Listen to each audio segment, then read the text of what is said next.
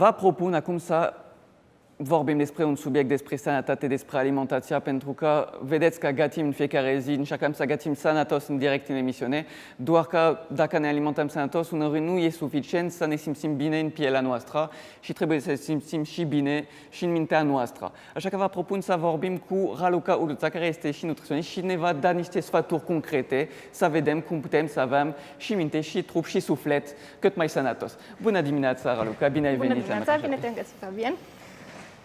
Mă bucur că ai acceptat invitație pentru că mi-ai spus că e un subiect de interes pentru tine, că e foarte important pentru tine și vreau să te întreb din experiența ta cum te-ai dat seama că doar alimentația nu e suficient, pentru că ca nutriționist știi că avem nevoie să ne alimentăm sănătos, dar nu ajunge uneori.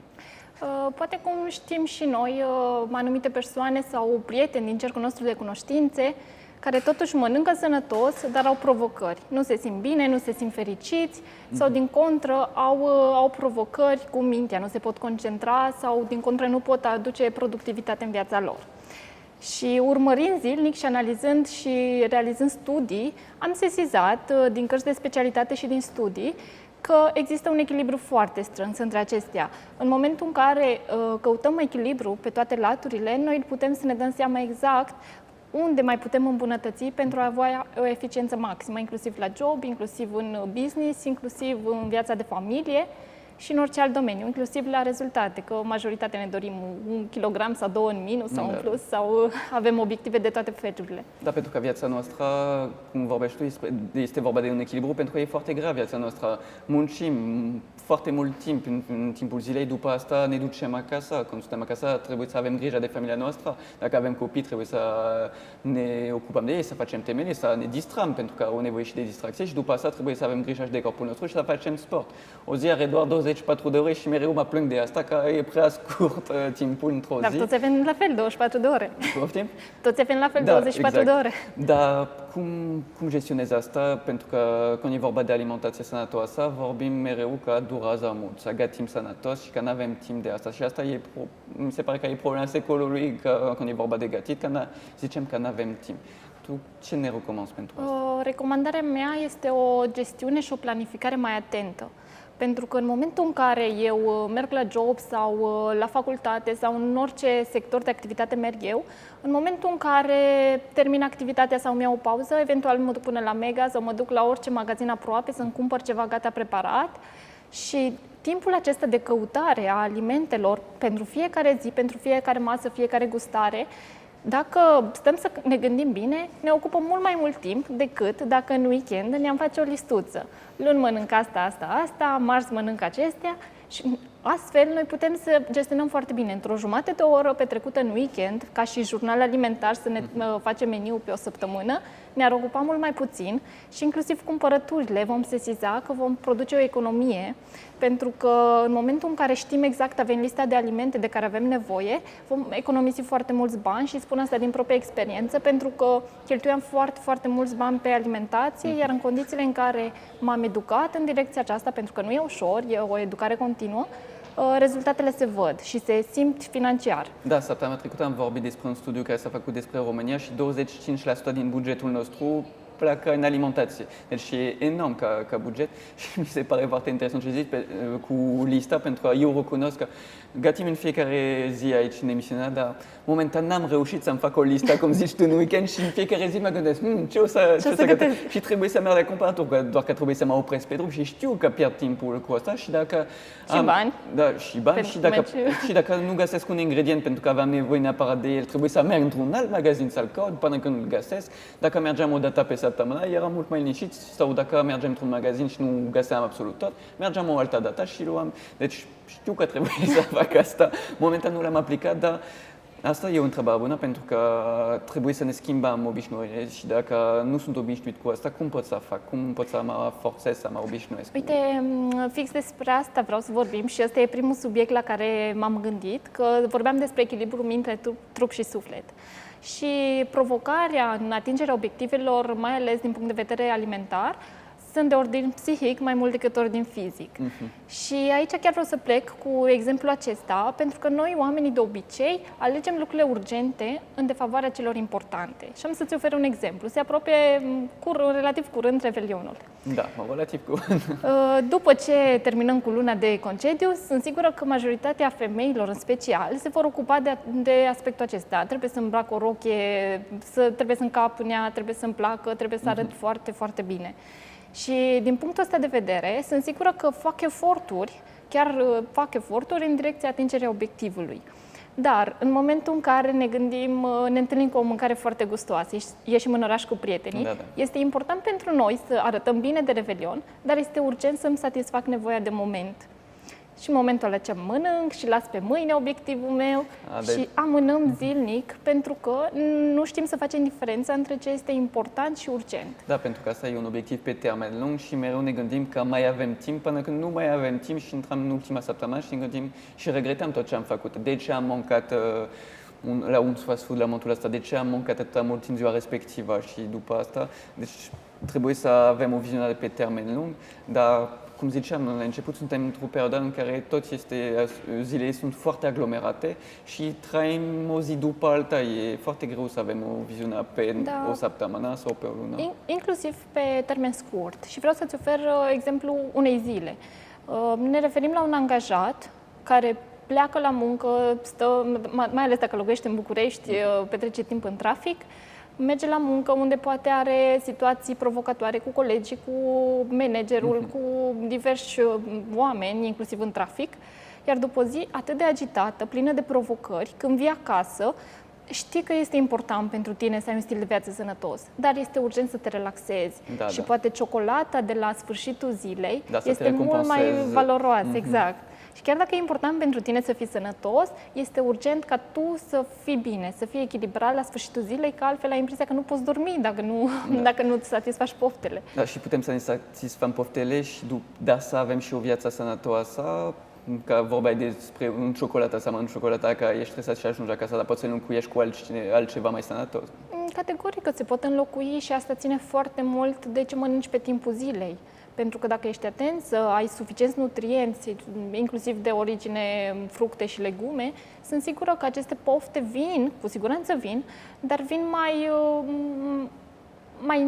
mai încet. Și dacă nu vin atât de tare, adică alimentele ne ajută sau compensăm cu fructe dulci, compensăm cu diverse ingrediente spre dulce, dar care să nu ne facă rău. Nici ciocolată nu e rea. Nu era, depinde, dacă mănânci odată, dacă mănânci în fiecare zi. Exact. Și în fiecare zi și depinde dacă mănânci o bucățică de ciocolată sau o tabletă întreagă. Tot e că aproape nimic nu este, zic că aproape, că sunt chestii foarte rele chiar în cantitate mici, dar când exagerezi asta devine problema. Când mănânci, știu că nu e bine, dar eu mănânc o dată la 2 săptămâni, să zicem așa, încerc să nu minți, dar la un fast food, că da, simt nevoie, cum fix asta, n-am timp și vreau să mă recompensez, că simt nevoie de grasime și dacă vreau grasime, merg acolo. Știu că nu este bine, dar îl fac totuși o dată la 2 săptămâni, mă gândesc că e cât de cât ok. Dacă faceam asta în fiecare zi, era o problemă mare pentru corpul meu, asta e clar. Nu știu dacă ai văzut deja studiul ăsta. Un om a făcut o experiență, a mâncat o lună de zile, timp de o lună, în fiecare zi, la McDonald's sau într-un fast food și pe corpul lui, cred că a prins 7-10 kg într-o lună și nu se simțea bine, avea problema de ficat, când a făcut analize de sânge, era terminat omul. Deci s-a pus viața în pericol pentru să ne arată și e bine că a făcut asta, că acum vedem că nu este bine. Dar, deci cantitate și cum suntem obișnuiți, dacă facem asta de prea multe ori, asta e pericol, nu? Da, chiar așa se spune. Nu e greșit să mănânci o gogoașă, e greșit să mănânci o gogoașă în fiecare zi. Și vorbeam mai devreme despre mintea, pentru că, ok, avem nevoie alimentația e clar că e ceva care ne ajută să ne simțim mai bine, dar dacă ne simțim deja bine, dacă revenim de la muncă și am avut o zi foarte frumoasă, n-am avut provocare, nu simțim nevoia asta. Deci dacă ne schimbăm mintea, putem să ne schimbăm și alimentația. Exact. că în momentul în care ești educat și dorești să ai un stil de viață sănătos, să-l păstrezi, e important să fii disciplinat. Acolo intervine disciplina, rutina de zi, care contează. Dar iau un exemplu și de business, că lăsând la o parte latura de angajat, unde stresul probabil că este mare, dar și ca antreprenor, de cele mai multe ori stresul e ridicat. Oricum, stresul e peste tot. Dacă știți un job care nu e stresant, să ne ziceți, să scrieți pe Facebook și ne angajăm imediat după asta. Jobul care îți place, este foarte plăcut și fără stres. Da, poate fi o sursă de stres, chiar dacă îți place foarte mult, dar stresul nu înseamnă ceva negativ, pentru că stresul uneori te ajută, pentru că dacă nu ai niciun stres, înseamnă că nu te interesează subiectul ăsta. Dacă, de exemplu, când sunt în fiecare dimineață, mă simt stresat de a demisiona pentru că vreau să iasă bine, adică Sunt emoții constructive. Da, exact, e o emoție care mă ajută, care îmi dă energie, pentru că știu că trebuie să fiu energic. Deci asta îl numesc eu un stres pozitiv, pentru că există stresul ăsta care te ajută. Dar dacă faci ce îți place, e clar că te ajută, dar dacă mintea ta e mai sănătoasă. Dar cum ne setăm mintea? Hai să mai ofer câteva exemple din alte zone și ajungem la o concluzie cum putem să setăm mintea, să vedem exact. E important să înțelegem exemplu. Da, super. Suntem într-o conversație de business, poate, fiind antreprenori, și stăm de vorbă. Conversația noastră este importantă, pentru că de ea depinde poate un proiect, o potențială colaborare. Dar în momentul în care sună telefonul, inevitabil, atenția noastră s-a dus acolo. Era pentru noi important subiectul discuției, dar a fost urgent să vedem cine sună. Și asta se întâmplă de cele mai multe ori. Indiferent de ce domeniu vorbim, îți mai ofer un exemplu din lumea animalelor. Îl văd foarte des și îmi place. De exemplu, o pisică, dacă este foarte foame, mănâncă, îi place, este important pentru ea să mănânce, dar dacă vede un câine că vine după ea, cu siguranță va fugi să-și salveze viața. Adică e important pentru ea să mănânce, dar este urgent să își salveze viața. Și așa funcționează creierul nostru. Tot timpul noi alegem ce este urgent în defavoarea lucrurilor importante. Și setarea corectă pentru creierul nostru, care poate fi cel mai bun prieten, este ca mereu să ne întrebăm: este urgent sau important pentru mine să mănânc acest aliment? Da, sau să luăm exemplu cu telefonul. Dacă vreau să scap de urgența asta, pot să-mi închid telefonul și să mă concentrez numai pe la chestiuni. Prioritatea, da. Dacă sunt o pisică și vin cu mine, n-am cum să zic: păi, stai 2 minute că mănânc, după asta poți să alergi după mine, dar stai acolo, asta e, trebuie să-ți salvezi viața. Exact. Dar exemplul ăsta cu telefon, e clar că putem să le închidem. Ziceam la începutul emisiunii că 13, și asta nici nu credeam că e posibil, în România 13% de angajați se închid telefonul personal când ajung la birou. Și nu sunt distrați de asta, chiar dacă pot apare urgențe, pentru că ne păstrăm telefonul, că ne gândim, dar dacă se întâmplă o urgență, dar la cât timp se întâmplă urgența? O dată la 2 ani, deci nu... Depinde de job. Da, zic urgența personală, că telefonul tău personal, dacă ești la job, ai nevoie de telefonul tău profesional, dar personal, poți să-l închizi și te uiți la el, deschizi o dată la 2-3 ore când e în o poză și e mult mai bine și te concentrezi pe ce este important cu mai vorbi. Așa este. Primul secret ăsta ar fi ca mereu să ne întrebăm dacă este important sau urgent pentru noi să mâncăm ceea ce intenționăm să mâncăm. Și să privilegiem partea importantă. Exact. Asta ține de tărie și de dorință. Motivarea contează foarte, foarte mult în procesul acesta. Și la început ne gândim că nu suntem capabili de așa ceva, dar când facem niște pași mici și când reușim, când câștigăm ceva, când reușim, când, de exemplu, vorbeam despre lista mea de comparator, sunt convins că când o să fac, o să fac prima lista mea de comparator pentru o săptămână și o să merg la comparator și o să văd câți bani am câștigat, am economizat și cât timp am câștigat în cursul săptămânii, o să mă bucur de asta. Deci dacă reușim odată să schimbăm ceva, vedem direct rezultatul și e pozitiv. Și contează foarte mult oamenii de care te înconjori, pentru că dacă ne uităm în cercul nostru de cunoștințe, sunt foarte puține persoane care fac asta. Și e dificil uneori să mergi la un prieten să-i spui: știi, eu mă duc acasă să-mi scriu lista sau mă duc cu lista la cumpărături, o să râdă de mine probabil. Și aici apare provocarea. În momentul în care le explic clienților mei de ce este important să aibă un jurnal alimentar, de ce să-și facă o planificare și o organizare bună în weekend și ce beneficii au, și mai ales monitorizarea, pentru că eu pot monitoriza doar în urma jurnalului. Pentru că n-am de unde să visez ce mănâncă ei și atunci disciplina îi ajută. În momentul în care ai o persoană căruia îi pasă și are același obiectiv ca și tine, ca tu să-ți atingi obiectivul, atunci e altfel. Dar vezi că cu lista poți să te ronșezi. Dacă în timpul weekendului un prieten zicea de ce faci asta, de ce pierzi timpul, nu te distrezi cu noi. După asta, luni, când el zicea trebuie să plec la comparator că nu am nimic de mâncat în seara asta, tu poți să zici eu am comparat ieri, deci sunt liniștit și marți la fel. Și toate săptămâna prietenul se va duce la magazin fiecare zi și tu o să stai liniștit pentru că ai pregătit absolut tot. În condițiile acestea, cred că prietenul nu e potrivit pentru obiectivul nostru. Îți propun să luăm o pauză scurtă, pentru că după asta o să ne ducem în zona de bucătărie, o să mai vorbim despre alimentație, o să ne zici dacă ce gătim astăzi este sănătos sau nu, ce ne recomand să schimbăm, ce ne recomand să mâncăm. Dar rămâneți cu noi, urmează niște materiale despre emisiunile noastre la 7 TV și ne revedem peste câteva minute în bucătărie.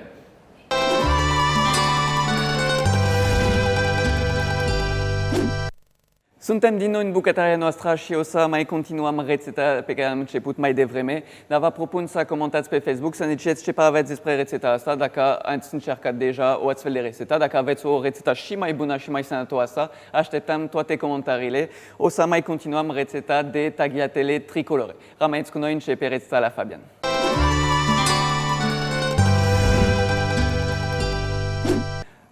Raluca este cu noi și ne va povesti despre rețeta noastră. Deci am explicat rețeta de tagliatelle cu tricolore. Tricolore de ce? Pentru că am pregătit niște tagliatelle de dovlecei.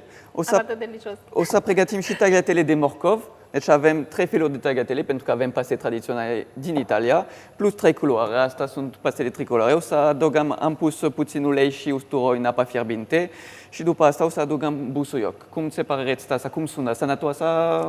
Sunt chestii recomandate, nerecomandate? Sună foarte bine. Depinde în ce moment al zilei mâncăm pastele, dar arată foarte bine. Abia aștept să văd exact finalitatea. Deci dimineața nu prea merge. Când merge să mâncăm paste, de exemplu, pentru că nu știu dacă e o generalitate. Nu am constatat, am văzut în România că nu prea se mănâncă paste. Nu prea am văzut când am mers la mese sau... Recomandarea mea ar fi pastele fără gluten, în primul rând. Plecând de la aspectul acesta, le recomand la masa de prânz, pentru că dacă intrăm în latura de trup, cum să avem grijă de fizicul nostru, este foarte important să-i acordăm timpului.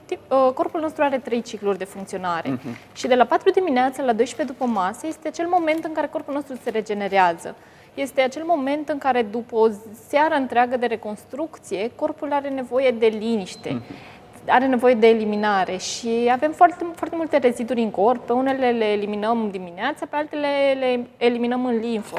Și e foarte important să găsim un echilibru între această eliminare, este ciclul de eliminare, chiar așa se numește, și din acest motiv recomand dimineața o masă foarte ușoară, pentru că la prânz venim cu ceva mai sățios, aș putea spune. Deci asta va fi perfect pentru prânzul. Este și bine pentru că terminăm emisiunea noastră la 11.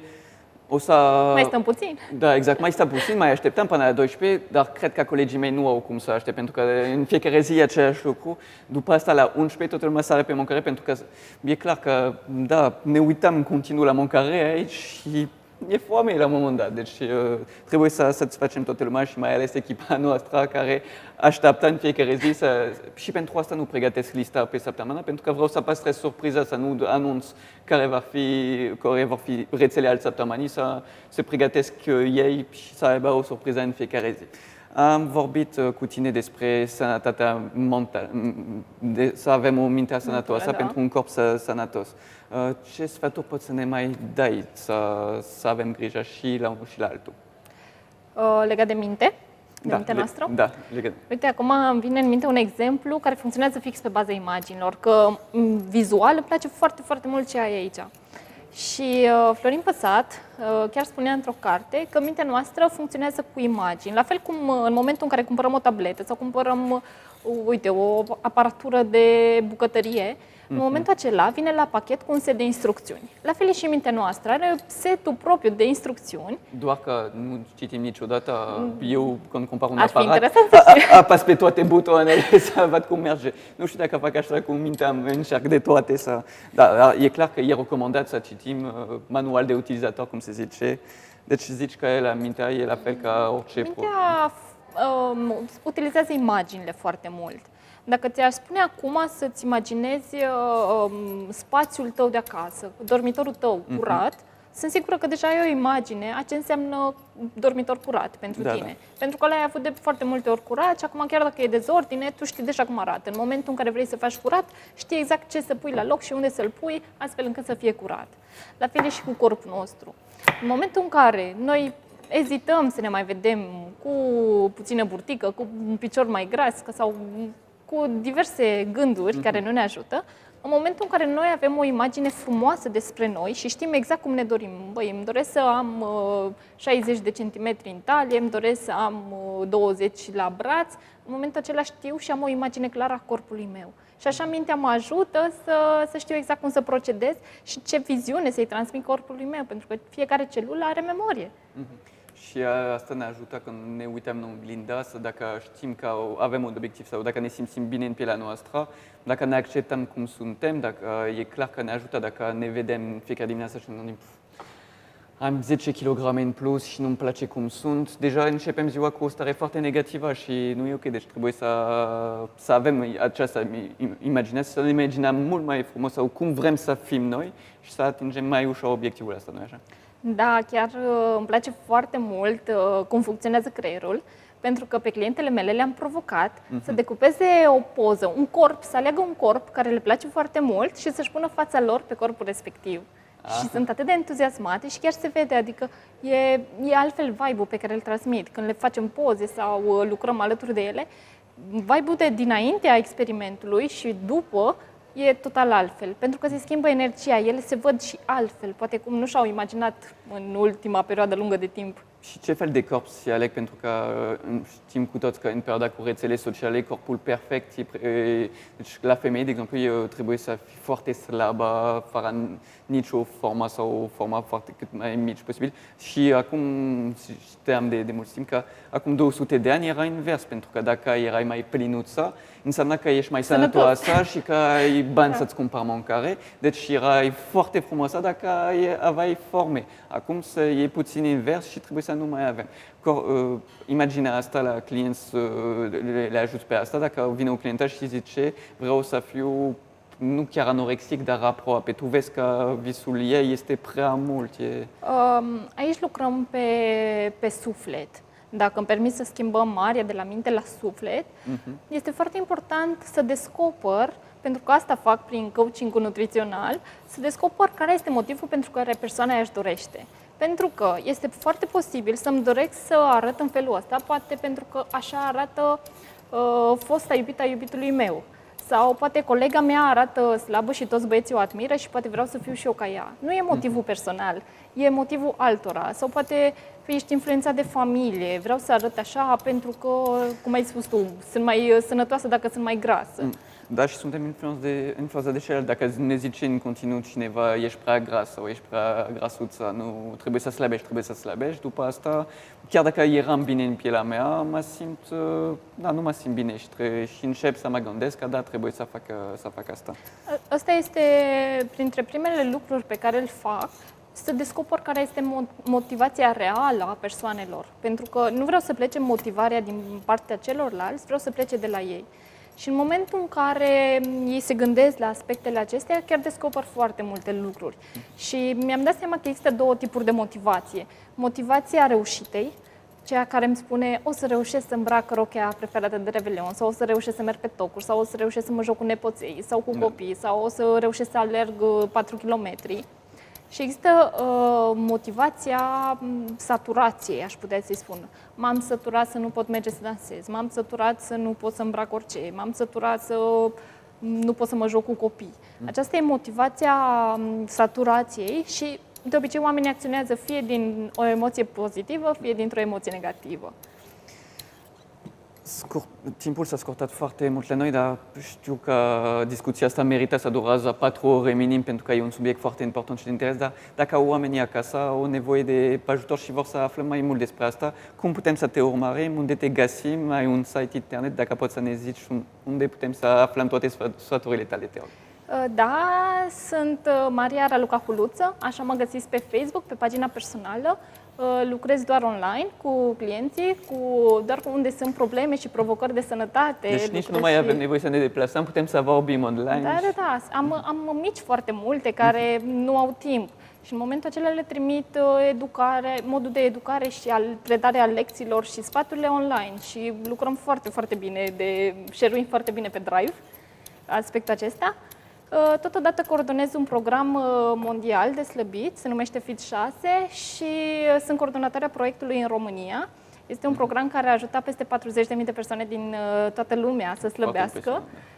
Așadar, pentru cei care doresc chiar să slăbească, e un proiect foarte bun. Și îmi place foarte mult să dezvolt latura de online, pentru că acolo sunt oamenii nu mai au timp sau nu mai prioritizează. Exact, pentru că când vorbeai despre ce este important și de ce este urgent mai devreme, nu este urgent să mergem până la un cabinet de nutriționist pentru mulți oameni că nu au timp de asta. Asta e ultimul loc pe lista, dacă am timp o să merg într-o zi. Da. Dar online suntem cu toți acasă, la un moment dat avem timp liber și putem să vorbim online, putem să facem ceva fără să plecăm de acasă și câștigăm foarte mult timp pe drum. Deci e o soluție care folosește foarte bine tehnologia pentru scopul ăsta. Rețeta asta continuează pentru că am pregătit deja taghetele de dovlecei, o să facem puțin mai târziu taghetele de paste, dar vedeți că acum am pregătit taghetele de morcov și o să le las 4 minute în apă fierbinte. Și după asta o să ne revedem să mai continuăm rețeta, deci să nu plecați, pentru că dacă vreți să vedeți cum arată la final, trebuie să rămâneți până la ora 11. Dacă plecați între timp, puteți să vedeți în reluare emisiunea noastră. Dacă n-ați prins discuția cu Raluca de la început, puteți să vă uitați din nou când se termină emisiunea, va fi tot pe Facebook și pe YouTube, canal de la A7 TV. Raluca, îți mulțumesc foarte mult că ai venit și că ne-ai dat toate sfaturile tale, a fost o mare plăcere. Cu mare drag, îți mulțumesc de invitație, poftă bună vă doresc, că arată foarte bine.